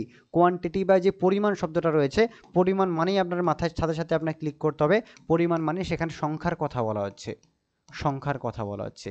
এইবার বলুন, এই যে আমরা আগের স্লাইডে পড়েছি যে বৃদ্ধিটাকে আমরা মাপতে পারি, বৃদ্ধি হচ্ছে পরিমাপযোগ্য, মাপার পরে আমরা কি পাবো? আমরা কি একটা সংখ্যা পাবো? এই যে আমরা বৃদ্ধিটাকে মাপতে পারছিলাম, এখানে ওর বাবাটা মাপছে, মাপার পরে কি কোনো সংখ্যা পাবে কি পাবে না? ক ফুট পাবে? হয়তো বা 4 ফুট পাবে, 5 ফুট পাবে, 2 ফুট পাবে, 3 ফুট পাবে। সাপোজ আমি ধরলাম 3 ফুট এখানে মাপটা আসলো, এই 3 ফুট এটা কি একটা সংখ্যা? হ্যাঁ স্যার, এটা তো একটা সংখ্যা। এই পাশে দেখুন, এটাও বৃদ্ধি মাপছে, তার ওয়েটটা মাপছে মানে বৃদ্ধি মাপছে, মাপার পরে এখানেও কি একটা সংখ্যা পাবে বা ডিজিট পাবে? হ্যাঁ স্যার, এখানেও একটা সংখ্যা পাবে। আর সংখ্যা মানে কি? একটা পরিমাণ পাবে, কতটা পরিমাণ বেড়েছে, কতটা পরিমাণ ওজন হয়েছে। তাহলে পরিমাণ মানে কি? সংখ্যা। আর বৃদ্ধির ফলে কি পাই? যে বৃদ্ধিটাকে আমরা পরিমাণগতভাবে প্রকাশ করতে পারি, মানে বৃদ্ধিটা মাপা যায়, আর মাপার ফলে আমরা কি পাই? মাপার ফলে একটা আমরা নাম্বার পাই। নাম্বার পাই মানে কি? নাম্বার পাই মানে হচ্ছে বৃদ্ধি হচ্ছে পরিমাণগত পরিবর্তন, মানে বৃদ্ধির ফলে যে পরিবর্তনটা হচ্ছে, যে চেঞ্জেসটা হচ্ছে, সেই চেঞ্জটাকে আমরা মাপতে পারি, মাপার ফলে একটা সংখ্যা পাই। সংখ্যা মানে কি? সংখ্যা মানে হচ্ছে একটা পরিমাণ পাই। তাহলে বৃদ্ধি হচ্ছে পরিমাণগত পরিবর্তন। কেন বৃদ্ধিটাকে পরিমাণগত বলা হচ্ছে, এটা কি বোঝা গেল? মানে বৃদ্ধিটাকে মাপতে পারি, মাপলে কি পাবো?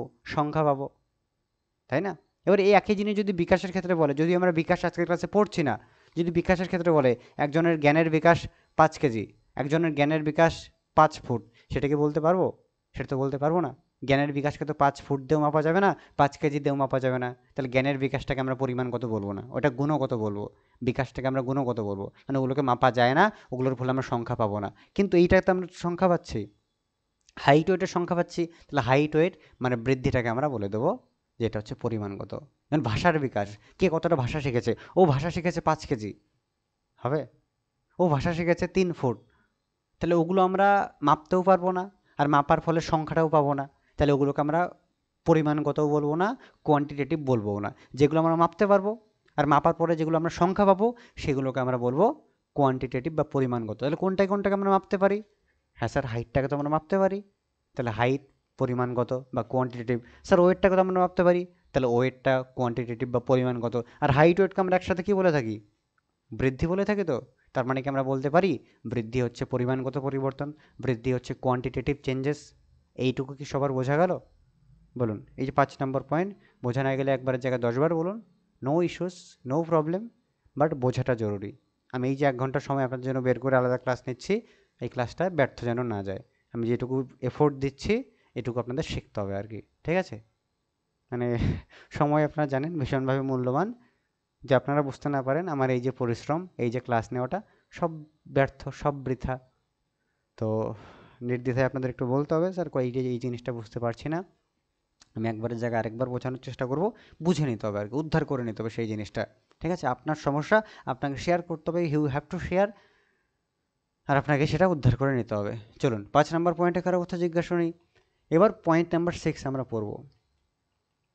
চলুন, 6 নম্বর পয়েন্ট কি বলেছে? গ্রোথ সমান সমান, মানে এই যে গ্রোথ পড়ছি আমরা, বৃদ্ধি পড়ছি, ঠিক আছে? বৃদ্ধিটা কি? বৃদ্ধি হচ্ছে হেরিডিটি ইন্টু এনভায়রনমেন্ট।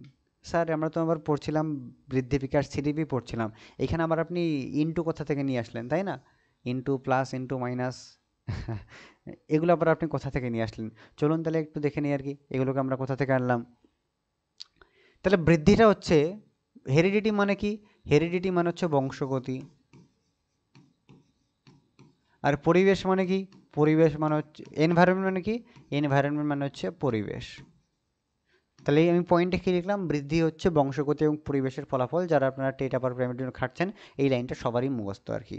বৃদ্ধি হচ্ছে বংশগতি এবং পরিবেশের ফলাফল। তো আমি যদি জিজ্ঞেস করি কী করে ফলাফল, জিনিসটা কি খায় না মাথায় দেয়, কী করে হলো আর কি, 99% ছেলেমেয়ে বলতে পারবে না, তার উত্তর জানে না। তো মুখস্থ কিন্তু সবাই করে নিয়েছে। তো আর আমাদের এই মুখস্থ থেকে দূরে আসতে হবে। এই সাবজেক্টগুলো মুখস্থ নয়, এই সাবজেক্টগুলো নোট পড়ে রেডি করার মতো নয়। আপনি নোট পড়ে রেডি করলে, মুখস্থ করলে আগামী 100 বছরও আপনি পাস করতে পারবেন না, সেটা আমি খাতা কলমে লিখে দেবো। মানে জিনিসটাই এরকম নয় তো। আপনি 100 বছর ধরে আপনি আপনার পুরো জন্ম আপনি টেট দিয়ে দিন না, পুরো আপনার জীবন লাগিয়ে দেবেন টেট দিতে দিতে, তাও পাস করতে পারবেন। জিনিসটা মুখস্থ করার মতোই নয়। মুখস্থ আপনি 1000 বই পড়ে ফেললেও আপনি একটা প্রশ্ন কমন পাবেন না। কমন পাওয়ার মতো বিষয়ই নয় এটা। সম্পূর্ণ কনসেপচুয়াল আন্ডারস্ট্যান্ডিং, কনসেপ্টটাকে আপনার ক্লিয়ার করতে হবে। কনসেপ্ট ক্লিয়ার করে সেইখান থেকে প্রশ্ন ফ্রেম হবে, সেটা আপনাকে মাথা লাগিয়ে আপনাকে অ্যাপ্লাইটা করতে হবে। অনেকটা অঙ্কের মতো আর কি। অনেকটা অঙ্কের মতো, আপনার থিওরি ক্লিয়ার থাকলে সেইখান থেকে যে প্রবলেমগুলো আপনাকে সেগুলো সলভ করতে পারবেন। তাহলে অঙ্ক কি আমাদের মুখস্থ করা হয়? একই রকমভাবে এটা থিওরি বুঝতে হবে আর কি। থিওরি না বোঝা থাকলে সেইখান থেকে প্রশ্ন যেগুলো আসবে সব মাথার উপর দিয়ে যাবে। যদি আপনার ওই একই উদাহরণ থেকে প্রশ্ন আসে তাহলে তো হয়ে গেল। আর যদি প্রশ্নটা একটু ঘুরিয়ে দেয় তাহলে গেল। তাহলে থিওরি ক্লিয়ার করাটা সবচেয়ে জরুরি, সেইখানে আপনাদের সবচেয়ে বেশি জোরটা রাখতে হবে। তাহলে বৃদ্ধি সমান সমান বংশগতি এবং পরিবেশ, মানে বংশগতি এবং পরিবেশের ফলে বৃদ্ধি হয়ে থাকে। এখানে পাশেই আমার একটা ছবি লাগিয়েছে আর কি। আমার কি বৃদ্ধি হয়েছে? আপনারা যে ছবিটা দেখতে পাচ্ছেন, এখানে বলুন আমার কি বৃদ্ধি হয়েছে কি হয়নি? বৃদ্ধি মানে কি স্যার? হাইট আর ওয়েট। হ্যাঁ স্যার, হাইট তো বেড়েছে। আমার হাইট প্রায় 6 ফুট হয়ে গেছে। ওয়েট, আমার কি ওয়েট আছে? হ্যাঁ স্যার, আপনার ওয়েটও আছে। ধরলাম আমি আপনার ওয়েট 55 কেজি। আপনার ওয়েট 55 কেজি রয়েছে, আমি সেটাও ধরে নিলাম। আপনার হাইট 6 ফুট রয়েছে, আমি এটাও ধরে নিলাম। তার মানে আপনার হাইট ওয়েট আছে, তার মানে আমার বৃদ্ধি হয়েছে। এবার যদি আমি প্রশ্ন জিজ্ঞেস করি, আমার বৃদ্ধিটা কেন হলো? আমার বৃদ্ধিটা কেন হলো, এর কারণটা কি? তাহলে তার উত্তরটা কী হবে? তার উত্তর যখন আমি খোঁজার চেষ্টা করেছি বা খোঁজার চেষ্টা করব, তখন আমি দুটো কারণ পাবো। এই যে আমার আজ 6 ফুট হাইট হয়েছে, 55 কেজি ওজন হয়েছে, তার পিছনে দুটোই কারণ। একটা হচ্ছে আমার মা বাবা। মা বাবার কাছ থেকে আমি জিনগতভাবে কিছু কিছু বৈশিষ্ট্য পেয়েছি। আমার মাও লম্বা, বাবাও লম্বা, আমার বংশই লম্বা। সেইখান থেকে কিছু কিছু বৈশিষ্ট্য আমি জন্মক্রমে আমি পেয়েছি। এটা তো একমাত্র কারণ। এইবার আপনারা ভাবছেন স্যার বলছে মা বাবার কাছ থেকে জিনিসপত্র পাওয়া যায় আর কি, বৈশিষ্ট্য পাওয়া যায় জিনগতভাবে। তাহলে স্যার আপনার মাও লম্বা, বাবাও লম্বা, এবার আপনাকে, এবার মনে করুন আপনি নিজে লম্বা। আপনি যে আপার প্রাইমারি টেট পাস করার পরে বিয়ে শাদী করলেন, বিয়ে শাদী করার পরে আপনার ঘরে একটা সুন্দরী বৌমা আসলো, সেও লম্বা। এবার আপনাদের সন্তান হলো, সন্তানকে আপনি খাওয়া দিচ্ছেন না। ভাস্কর স্যার তো বলছে আর কি, তাই না? বাবাও লম্বা, মা লম্বা, এবার তাহলে বেটাও লম্বা হবে আর কি। আপনি ওকে খাওয়া দিচ্ছেন না, বাইরে খেলতে দিচ্ছেন না, পরিবেশে পাঠাচ্ছেন না, সে কি অটোমেটিক্যালি লম্বা হয়ে যাবে? পুষ্টিযুক্ত খাবার দিচ্ছেন না। তাহলে শুধুমাত্র মা বাবা যদি লম্বা থাকে, শুধুমাত্র কিন্তু এটুকু দিলে হবে না। মা বাবার থেকে কিছু না কিছু বৈশিষ্ট্য পেলেও বাচ্চা, অবশ্যই বাচ্চা কিছু না কিছু বৈশিষ্ট্য পেলো, মানে বংশগতি তো বাচ্চা সেখান থেকে পেলো। এবার শুধু বংশগতি দিয়ে কি হবে? শুধু বংশগতি দিয়ে তো কিন্তু হবে না। তার সাথে বাচ্চাকে পরিবেশে তো কিছু খাওয়া দাওয়াও করতে হবে। খাওয়া দাওয়াও করতে হবে, খেলতেও হবে, দৌড়াতেও হবে, ওগুলোও তো কাজে লাগে। তার মানে ওটাকে আমরা কি বলি? ওটাকে আমরা বলি হচ্ছে পরিবেশ। তাহলে বৃদ্ধি হতে পারে বা বিকাশ হতে পারে। বিকাশ তো আমাদের আজকের টপিক নয়, সেটা নেক্সট ক্লাসে আমরা পড়বো। আমরা মূলত বৃদ্ধি নিয়েই পড়ছি। তাহলে বৃদ্ধির দুটোই কারণ, একটা বংশগতি, একটা পরিবেশ। এটা শুধুমাত্র আমার ক্ষেত্রে নয়, সব্বার ক্ষেত্রে। আপনাদেরও যতটুকু হাইট হয়েছে, ওয়েট হয়েছে, তার পেছনে দুটোই কারণ। আপনারা আপনাদের মা বাবার কাছ থেকে কিছুটা বৈশিষ্ট্য পেয়েছেন, আর কিছুটা বৈশিষ্ট্য আপনার পরিবেশ থেকে, খাওয়া দাওয়া গ্রহণ করেছেন, খেলাধুলা করে, দৌড়াদৌড়ি করেছেন, ওইখান থেকে কিছু না কিছু আপনার মধ্যে এসছে। আর আপনার মা বাবার কাছ থেকে জিনগতভাবে কিছুটা এসছে। এই দুটোর ফলেই আপনার কিন্তু বৃদ্ধি হয়েছে। না আপনি শুধুমাত্র বংশগতির ফলে কিছু করতে পারতেন, না আপনি শুধুমাত্র পরিবেশের জন্য কিছু করতে পারবেন। দুটোর প্রপার ইন্টারাকশন ছিল বলেই দুটোর ফলেই কিন্তু আপনার মধ্যে সম্ভব হয়েছে। তাহলে এই যে আমি পয়েন্টটা বোঝালাম যে বৃদ্ধি হচ্ছে বংশগতি এবং পরিবেশের মিথস্ক্রিয়ার ফলাফল, এটা কি সবার clear? Is it clear to everyone? বলুন, এটা যদি ক্লিয়ার আছে কি নেই আমাকে একটু জানান। ক্লিয়ার থাকলেও জানান, না থাকলেও জানান।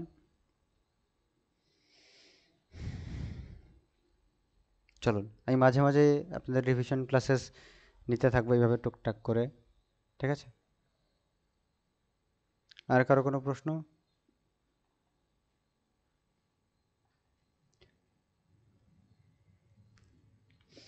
এইবার চলুন পরের স্লাইডে আমরা যাই। এর পরে কি রয়েছে? যে ইন্ডিভিজুয়াল ডিফারেন্স। ইন্ডিভিজুয়াল ডিফারেন্স মানে কি? ইন্ডিভিজুয়াল ডিফারেন্স মানে হচ্ছে ব্যক্তিগত পার্থক্য। ইন্ডিভিজুয়াল ডিফারেন্স মানে হচ্ছে ব্যক্তিগত পার্থক্য, বা পার্থক্য যাকে আমরা স্বতন্ত্র বলতে পারি। ব্যক্তিগত পার্থক্য বা ব্যক্তিগত স্বতন্ত্র, যেটাই হোক না কেন। তাহলে আমরা একটু আগে কী পড়লাম? যে বৃদ্ধির কারণটা কি? বৃদ্ধির দুটো কারণ, একটা হচ্ছে বংশগতি আর একটা হচ্ছে পরিবেশ। এই জন্য বৃদ্ধিটা হয়ে থাকে। তাহলে এখানে আপনারা লাইভ ক্লাস এখন আপনারা 75, 75 জন আপনারা এখন গুগল মিটে জয়েন রয়েছেন। এই 75 জনকে দেখা গেলো আমরা সবাই একটা মিট আপের আয়োজন করে সবাই আমরা একসাথে আমন্ত্রিত, একসাথে সবাই আমরা জড়ো হলাম। সবার আমরা ডেভেলপমেন্ট আমরা মাপছি আর কি, মানে সবার আমরা হাইট এবং ওয়েট সবার গ্রোথটাকে আমরা মাপছি। বলুন তো কারোর সাথে কি কারো ম্যাচ হবে? যদি হাইটটা ম্যাচ হয়ে যায়, গ্রোথ ওয়েটটা কি ম্যাচ হবে? কারোর সাথে কিন্তু কারোটা কিন্তু ম্যাচ হবে না। এবার প্রশ্ন, স্যার কেন ম্যাচ হবে না? ম্যাচটা কেন হচ্ছে না? কারণ আমাদের যেই হাইট এবং ওয়েটটা বেড়েছে তার কারণটা কী ছিল? তার কারণটা ছিল সেই বংশগতি এবং পরিবেশ। আমাদের কারো কি বংশগতি সেম? আমরা এই যে যারা 75-100 জন যারা জয়েন হয়ে আছি, কারো বংশগতি কি সেম? সবার মা বাবা আলাদা, সবার মা বাবা আলাদা, তো সবার জিন আলাদা, সবার বংশগতি আলাদা। তাহলে বংশগতি থেকে সবাই আলাদা আলাদা জিনিস পেয়েছি। সবার পরিবেশটাও তো আলাদা, সবাই আলাদা আলাদা জায়গায় থাকি আমরা। কোচবিহার থেকে কাকদ্বীপ সব জায়গার স্টুডেন্ট রয়েছে আপনারা, তাহলে সব জায়গার স্টুডেন্ট রয়েছে, সবার পরিবেশও আলাদা। তাহলে সবার পরিবেশ আলাদা, সবার বংশগতি আলাদা, তাহলে সবার বৃদ্ধিও তো আলাদা হবে। তাহলে সবার বৃদ্ধির মধ্যে পার্থক্য দেখা গেছে, সবার হেরিডিটিও আলাদা, সবার এনভায়রনমেন্টও আলাদা, সুতরাং সবার মধ্যে ইন্ডিভিজুয়াল ডিফারেন্স বা ব্যক্তিগত যে পার্থক্য রয়েছে সেটাও দেখা যায়। তাহলে প্রতিটা বাচ্চার মধ্যে কারোর সাথে কারো ম্যাচ হবে না, সবার বংশগতি আলাদা, সবার পরিবেশ আলাদা। তাহলে এই যে আপনাদের 7 নাম্বার পয়েন্ট রয়েছে, এটা কি বোঝা গেল? এইবার দেখা গেল কেউ যদি প্রশ্ন করে যে হ্যাঁ স্যার, আমরা তো যমজ ভাই, আমরা দুইজন একই বাড়িতে দুটো ভাই রয়েছে, যমজ, একই সাথে জন্মগ্রহণ করেছে। অনেকে হয়ে থাকে যমজ বাচ্চা, তাহলে যমজ বাচ্চার ক্ষেত্রে ওদের হেরিডিটি, ওদের যে বংশগতি সেটা এক হবে না আলাদা হবে? ওদের যে বংশগতি বা ওদের যে হেরিডিটি সেটা এক না আলাদা হবে? বলুন আমাকে, কি হবে সেটা? এক হবে, সেম হবে। তাহলে ওদের যদি বংশগতি সেম হয়, তাহলে ওদের ক্ষেত্রে কি হাইট ওয়েট সেম হবে? ওদের ক্ষেত্রে কি তাহলে স্যার গ্রোথটা তো সেম হওয়ার কথা? ওদের তো স্যার একই বংশগতি। ওদের ক্ষেত্রেও কিন্তু হাইট ওয়েট বা বৃদ্ধিটা কিন্তু সেম হবে না, পরিবেশটা তো রয়েছে না। এবার স্যার তারা একই বাড়িতে থাকে, একই খাবার খায়, তাহলে স্যার পরিবেশও এক হয়ে গেল আর কি। এরা ভাই একই খাবার খেলেও কি হলো, একই পরিমাণ কি খাবে? মেপে থরি খাবার খায়? হতে পারে সে দুটো একটু বেশি খেলো খাবার, ও একটু কম খায়, ওর হজম প্রক্রিয়া ভালো, এর হজম প্রক্রিয়া একটু কমই, তাই না? তাহলে ও একটু বেশি বেড়ে যাবে, একটু কম বাড়বে। তাহলে একটা যারা টুইনস ব্রাদার রয়েছে, যমজ রয়েছে, তাদের মধ্যেও বিন্দু বিন্দু পার্থক্য থাকলেও কিন্তু থাকতেই হবে, পার্থক্য কিন্তু থাকবেই। সেই পার্থক্যটা কম হতে পারে, সেই পার্থক্যটা বেশি হতে পারে, সেই পার্থক্যটা থাকতে, পার্থক্য নেই এটা কিন্তু হতেই পারে না। তাহলে আমি কি বললাম? 7 নম্বর পয়েন্টে আমাদের পৃথিবীতে যত মানুষ রয়েছে সবার মধ্যে কিন্তু ইন্ডিভিজুয়াল ডিফারেন্স বা সবার মধ্যে কিন্তু যে ব্যক্তিগত পার্থক্যের যে বিষয়টা কিন্তু সবার মধ্যে দেখা যায়। তাহলে আমরা এটা পয়েন্ট নাম্বার, কত নাম্বার পয়েন্ট বললাম? 7 নাম্বার পয়েন্ট। এখানে কার কোথায় কি সমস্যা রয়েছে জিজ্ঞেস করুন, যদি কারো কোথাও জিজ্ঞাস্য থেকে থাকে তো।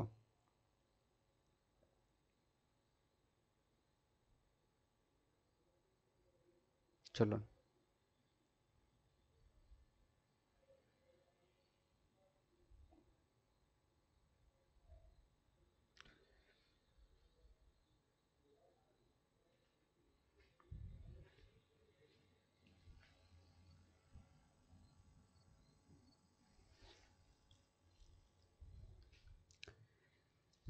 Is there any question? কারো কোনো জিজ্ঞাস্য?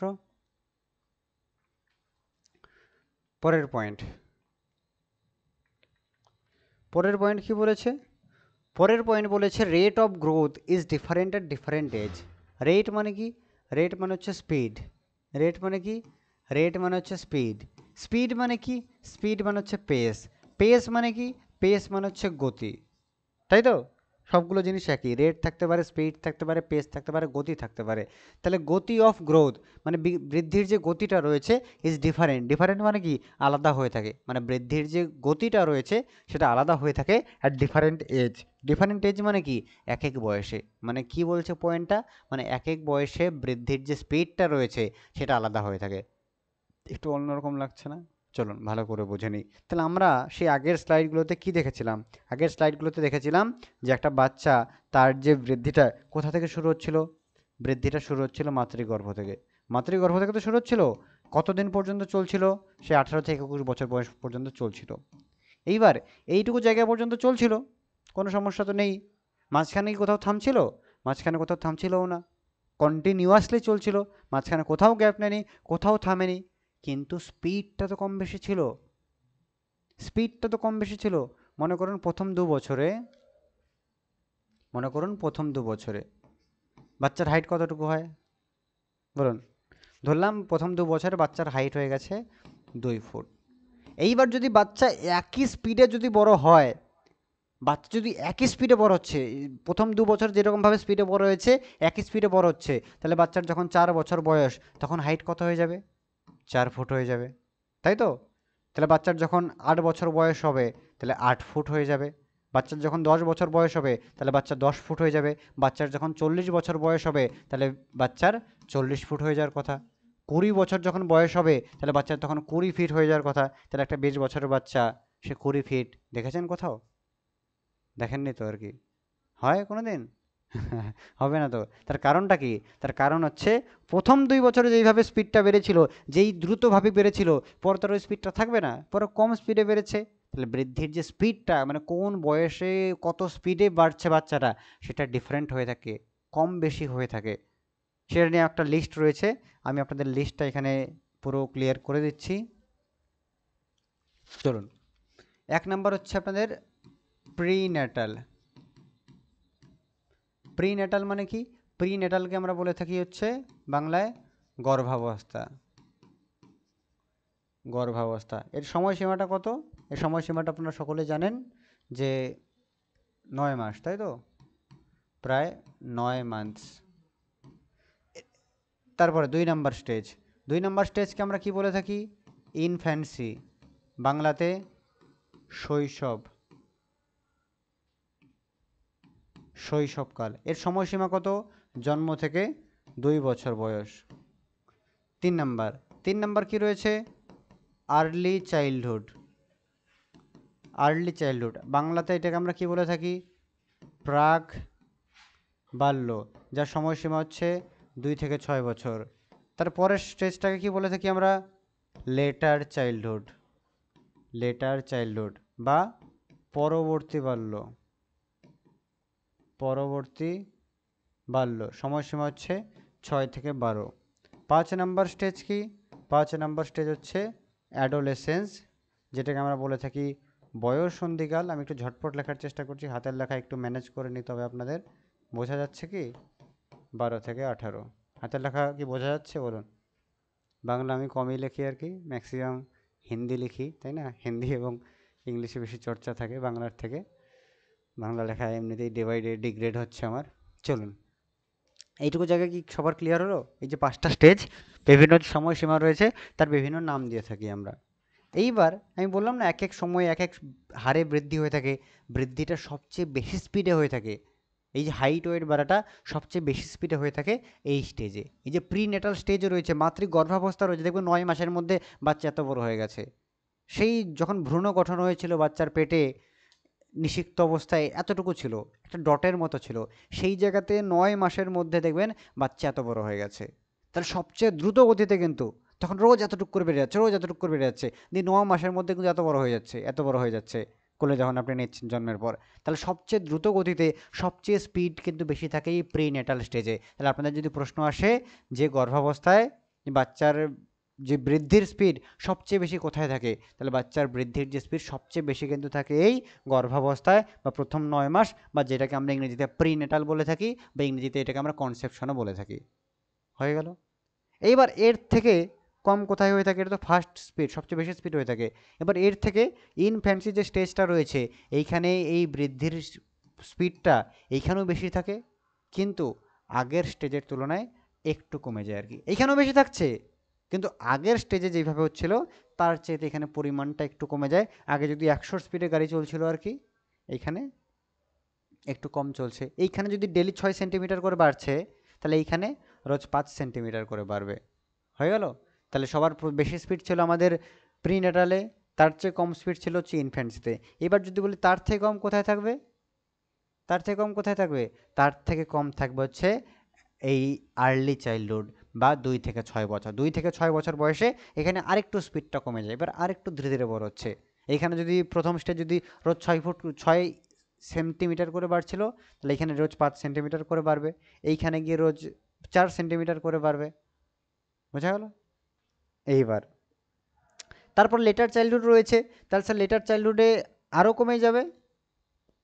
লেটার চাইল্ডহুডে আরও কমে গেল আর কি, ঠিক আছে? মানে যত নিচের দিকে আসছে তত কিন্তু বৃদ্ধির যে স্পিডটা রয়েছে, স্পিডটা কমতে কমতে কমতে কমতে আসছে। তারপরে লাস্টে কি আসছে? অ্যাডোলেসেন্স। মানে বয়ঃসন্ধিকাল 12 থেকে 18, এই 12 থেকে 18 বয়ঃসন্ধিকালে এসে কিন্তু স্পিডটা আবার হঠাৎ করে আবার বেড়ে গেল। ম্যাক্সিমাম ছেলে মেয়েদের দেখেছেন সেই 5, 6, 7, 8 পর্যন্ত কোনো হাইট নেই, সেই 11, 12 যখন উঠে গেছে বা 9, 10 যখন উঠে গেছে, হঠাৎ করে আবার তার হাইট ওয়েট বেড়ে হঠাৎ করে লম্বা হয়ে গেছে, যেটাকে আমরা স্পার্ড গ্রোথ বলে থাকি, অস্বাভাবিক বৃদ্ধি বলে থাকি। তাহলে এই অ্যাডোলেসেন্স এসে কিন্তু আবার হঠাৎ করে যে গ্রোথটা রয়েছে, হঠাৎ করে বৃদ্ধি রয়েছে, আবার হঠাৎ করে বেড়ে যায়। হঠাৎ করে কতটা বেড়ে যায়? আগের স্টেজ মানে লেটার চাইল্ডহুডে যতটা স্পিডে বড় হচ্ছিল তার থেকে কিন্তু বেশি স্টেজে কিন্তু বড় হয়ে যায়। ঠিক আছে, একটু আপনাদের বুঝতে অসুবিধা হলো, চলুন আমি আরেকবার বোঝাই। তাহলে সবচেয়ে বেশি স্পিড কোথায় ছিল? প্রিনেটালে। ইনফ্যান্সিতে এসে আরেকটু কমে গেল, আর্লিতে এসে আরেকটু কমে গেল, লেটারে এসে আরেকটু কমে গেল, অ্যাডোলেসেন্সে গিয়ে আবার বেড়ে গেল। কতটা বেড়ে গেল? লেটারে যতটা হচ্ছিল তার থেকে একটু বেড়ে গেল। সাপোজ আমি একটা আপনাদের উদাহরণ দিয়ে বোঝানোর চেষ্টা করছি। মনে করুন এই যে প্রিনেটাল স্টেজটা রয়েছে, এখানে বাচ্চা রোজ 10 সেন্টিমিটার করে বাড়ে আর কি, বাড়লো। ইনফ্যান্সিতে যখন আসবে তখনও রোজ বাড়বে, কিন্তু স্পিডটা কমে গেল, রোজ 8 সেন্টিমিটার করে তখন বাড়ছে। তারপর আর্লি চাইল্ডহুডে প্রাক বাল্যতে আসছে, এখানেও বাচ্চা বাড়ছে, স্পিডটা আরও কমে গেল, এখানে রোজ বাচ্চা 6 সেন্টিমিটার করে বাড়ছে। এইবার লেটার চাইল্ডহুড যখন আসছে 6 থেকে 12, এখানে স্পিডটা আরও কমে যাচ্ছে। এই লেটার চাইল্ডহুডে বাচ্চার বৃদ্ধি খুব ধীর গতিতে হয়ে থাকে। তাহলে 6 থেকে 12তে এসে মনে করুন এটা হয়ে গেল 2 সেন্টিমিটার, 2 সেন্টিমিটার হয়ে গেল আর কি, 2 সেন্টিমিটার করে রোজ বাড়ছে। এবার যখন আবার অ্যাডোলেসেন্স আসবে এই স্পিডটা আবার বেড়ে যাবে। কতটা বেড়ে যাবে? এই যে 4টা লিখলাম, 4টার মধ্যে কোনটার থেকে বেড়ে যাবে? এই আগে কি রয়েছে, আগে 2 সেন্টিমিটার করে হচ্ছিল, এইটার থেকে বেশি বেড়ে যাবে। আবার এইটার থেকে কম থাকবে, এখানে গিয়ে আবার হয়ে যাবে 4 সেন্টিমিটার। তাহলে এই যে আমি সিকোয়েন্সটা বোঝালাম, এবার কি বোঝা গেল বলুন? প্রথমে আপনাদের অসুবিধা হচ্ছিল আমি জানি, এবার কি বিষয়টা ক্লিয়ার হলো? বলুন, কারো কোনো প্রশ্ন থাকলে বলুন। You can turn on your mic. বলুন, কারো কোনো প্রশ্ন থাকলে আপনার মাইক অন করতে পারেন, আমাকে জিজ্ঞেস করতে পারেন। হ্যাঁ বলুন।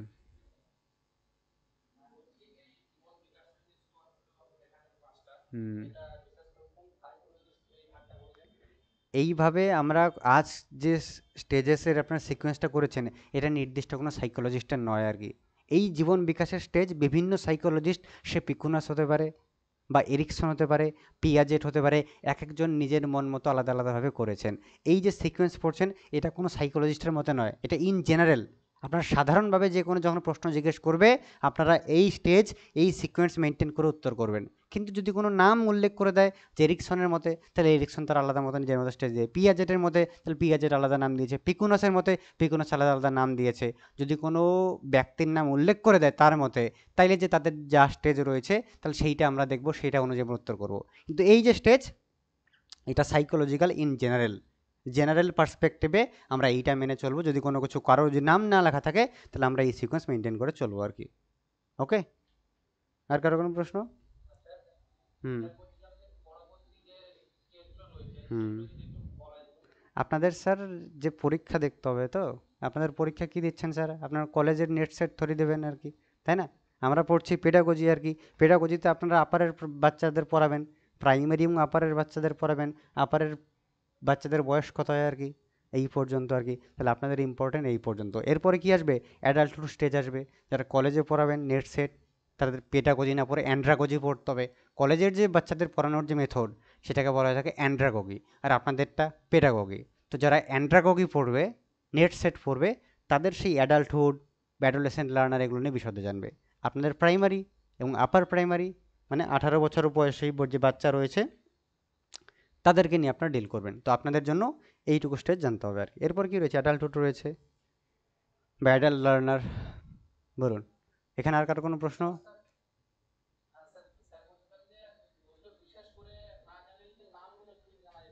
না, এরপরে কি স্টেজ রয়েছে? অ্যাডোলেসেন্ট পরে আপনাদের অ্যাডাল্টহুড আসবে আর কি। ঠিক আছে, তো ওগুলো নিয়ে তো বললাম নেট সেটই রয়েছে, তো আপনাদের সেগুলো প্রয়োজন হবে না। আপনাদের পেডাগোজি রয়েছে আর কি। তো মোটামুটি আপারের ব্যাচ পর্যন্ত মোটামুটি 18 এইটুকু জানলেই হবে। যদি প্রাইমারি পর্যন্ত পড়েন, প্রাইমারির জন্য লেটার চাইল্ডহুড পড়লেই যথেষ্ট আর কি। প্রাইমারি যদি পরীক্ষা আপনারা দেন, আপনাদের লেটার চাইল্ডহুড এইটুকু পড়লে যথেষ্ট। আর যদি আপনারা আপার দেন তাহলে লেসন জানতে হবে আপনাদের। Anything else?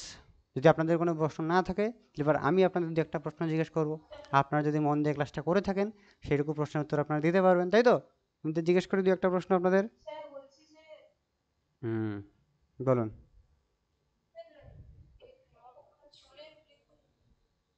চুলের বৃদ্ধি, নখের বৃদ্ধি, আপনারা ভালো প্রশ্ন ম্যাডামের আর কি। ম্যাডাম বলছে যে স্যার আপনি বললেন সেই একটা পিরিয়ডে গিয়ে 18 থেকে 21 এই যে পিরিয়ডটা রয়েছে এই পিরিয়ডে গিয়ে আমাদের বৃদ্ধি থেমে যায়, হাইট ওয়েট বাড়াটা থেমে যায়, কিন্তু স্যার চুল তো আমাদের এখনও বাড়ছে, নখ তো আমাদের এখনও বাড়ছে, তাহলে এই চুল বাড়া নখ বাড়া ম্যাডাম এগুলোর মধ্যে কোনো সেন্সেস নেই, ইনভলভ নেই, তো এগুলোকে আমরা সেই বৃদ্ধির পার্টের মধ্যে আমরা ফেলি না। চুল বেড়ে যাওয়া, নখ বেড়ে যাওয়া, যেখানে সেন্সেন ইনভলভমেন্ট না থাকার কারণে এগুলোকে আমরা বৃদ্ধির মধ্যে কাউন্ট করি না, এগুলো এক্সেপশন, এগুলো পরবর্তীতেও বাড়বে, এটা বৃদ্ধির মধ্যে কাউন্ট হচ্ছে না। বৃদ্ধি আপনার 18 থেকে 21 যেই পিরিয়ডটাকে আমরা ম্যাচুরেশন বলে থাকি তার মধ্যে পড়ছে। এনিথিং এলস, বলুন। তাহলে আপনাদের প্রশ্ন না থাকলে এবার আমি প্রশ্ন করব, যারা ক্লাসটা মন দিয়ে করেছেন অবশ্যই তাহলে আপনারা প্রশ্নের উত্তরগুলো দিতে পারবেন। চলুন,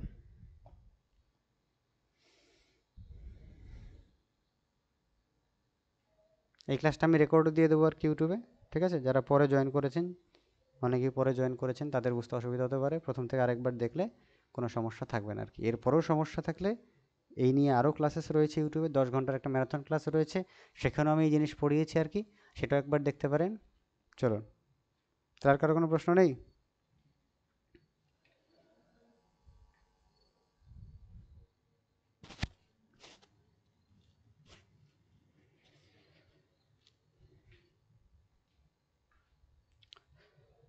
চলুন, তো আজ আমরা মূলত এই যে গ্রোথ বা বৃদ্ধি যে পার্টটা রয়েছে সেই পার্টটা নিয়েই জানলাম, তাই তো? তো নেক্সট ক্লাসে আমরা বিকাশ সম্পর্কে যা কিছু বিষয় রয়েছে সেই বিষয়গুলো নিয়ে জানবো। আজ আমরা বৃদ্ধি বিষয়টা কি, মুদ্রা কথাটা কি, বৃদ্ধির কী কী পয়েন্ট রয়েছে, কী কী ক্যারেক্টারিস্টিক্স রয়েছে সেই বিষয় সম্পর্কে আমরা জানার চেষ্টা করলাম। আগামী ক্লাসে আমরা বিকাশ কী, বিকাশের বৈশিষ্ট্য কী, বিকাশের বেশ কিছু নীতি রয়েছে, 17 থেকে 18টা নীতি, সেই নীতিগুলো সম্পর্কে ডে বাই ডে ধীরে ধীরে জানবো। ওকে, আর যদি কারোর কোনো রকম প্রশ্ন না থাকলে তাহলে আমরা আপাতত এই ক্লাস এখানেই শেষ করব, তাই তো? অনেকেই পেইড ব্যাচ সম্পর্কে জিজ্ঞেস করেছেন, যারা পেইড ব্যাচে যুক্ত হতে চাইছেন আমাদের যে যোগাযোগ নম্বর রয়েছে আপনারা সেটা জানেন সকলেই, উপরেও দেখতে পাচ্ছেন বা এখানেও রয়েছে 9002820261, এই নম্বরে আপনারা যোগাযোগ করে নিতে পারেন। তবে তার আগে শর্ত যেটা একটা, আপনাকে প্রপারলি সিরিয়াস হতে হবে, ছাত্রের মতো ছাত্র হতে হবে আর কি, ছাতা হলে হবে না, ঠিক আছে? সপ্তাহে 7 দিন ক্লাস থাকে, 7 দিনই টেস্ট পরীক্ষা কিছু না কিছু থাকে, সেটুকু ক্লাস করার, সেটুকু জয়েন থাকার আপনার মধ্যে ক্ষমতা থাকতে হবে, যেটা ম্যাক্সিমাম বাচ্চাদের থাকে না, ঠিক আছে? ভর্তি হয়ে 2 দিনের জোশে তো ক্লাস করে নিলাম আর কি, 3 দিনের দিন তার খবর পাওয়া যায় না, তার আর ভালো লাগে না ক্লাস করতে।